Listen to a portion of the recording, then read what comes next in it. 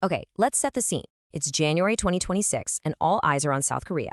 You've got a nation right on a major geopolitical fault line, and it's making two huge, really controversial moves at the exact same time. We're talking about a massive shift in foreign policy and a return to a very, very symbolic seat of power. So, what's really going on here?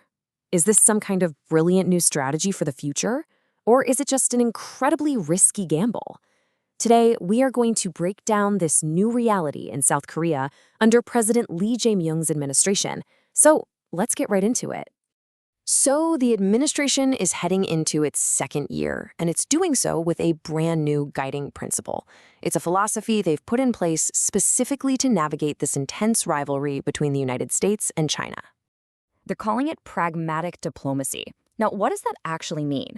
Well, the core idea here is that ideology is taking a backseat. The new focus is all about national interest, and this is the key part, economic survival. And we're already seeing this play out on two very different fronts. All right, let's start with the first big piece of this puzzle, which is all happening on the world stage. It's a really significant and deeply symbolic diplomatic shift toward China. The top story this month, no question, is the big summit with Xi Jinping. Look, President Lee didn't just invite the Chinese leader for a run-of-the-mill visit. He made him the very first official foreign guest of the entire year. You have to understand, in the coded language of diplomacy, that is a massive signal. This whole thing is the main event of a policy they're calling neighborhood diplomacy. And at its heart, it's about trying to repair relationships that have gotten pretty strained. The goal here is pretty clear. Get cooperation going again with your biggest trading partner, and by doing that, try to forge a more independent, balanced path for yourself. And this, right here, gets to the heart of the dilemma South Korea is facing. For decades, the alliance with the U.S. has been the absolute bedrock of its security. But China has become the indispensable engine of its economy. So this summit, it's basically a bet that Seoul can walk this incredibly high-stakes tightrope, strengthening one relationship without totally wrecking the other. But these big moves aren't just happening on the international front. Oh no. There's an equally huge move happening right at home, and it also signals this new direction the administration is taking. The presidential office has officially moved back to Cheongwade. You know it as the famous Blue House. Now, this completely reverses a landmark decision by the previous administration, which had made a huge deal about moving away from this traditional center of power. To really get why this is such a big deal, you have to look at the symbolism. The whole point of moving out of the Blue House to the Yongsan compound was to signal a break with the past, a break from what critics called an imperial presidency. So by moving back, President Lee is sending the exact opposite message. This is all about restoring tradition and the powerful symbolism of presidential authority. But here's the thing. If the hope was that this big move would somehow unite a very politically divided country, well, it hasn't worked. At the big New Year's gathering, a major political event, the leader of the main opposition party just boycotted it completely. It's just a stark reminder that even with a new address, the deep, bitter political divisions are still there.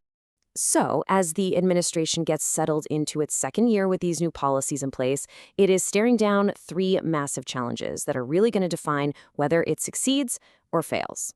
First up, of course, is the economy. There's just immense pressure to get growth going again. But the tricky part is doing that while also trying to keep inflation under control. It's still hovering around 4%, and that's the kind of thing that really hits the wallets of everyday families. The second challenge, well, it's that geopolitical tightrope we were just talking about. How exactly do you maintain what's called an ironclad security alliance with Washington, while at the same time getting a whole lot cozier with Beijing? Pulling that off is going to be the defining test of this entire decade.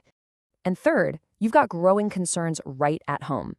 Some controversial new media laws are being fast-tracked through the system, and that's leading to some really fierce criticism about the administration's commitment to things like freedom of the press and just basic democratic processes.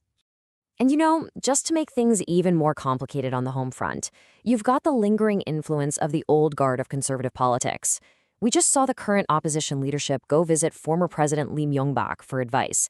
It just goes to show you his influence is still a very real factor in the political landscape. So, when you put all of these pieces together, 2026 is really shaping up to be the year of the high-stakes balancing act for South Korea. It's a nation trying to juggle these enormous pressures, both from the outside world and from within its own borders. At the end of the day, it really boils down to two things. On the world stage, it's about trying to find a stable footing between Washington and Beijing. And at home, it's about trying to manage the tension between these deep political divisions and this widespread anxiety about the economy. And that brings us to the ultimate question, doesn't it? Can this new strategy of pragmatic diplomacy actually work in the long run? Is it really possible for a country like South Korea to balance the two great superpowers of our time? Or is a fall from that tightrope pretty much inevitable?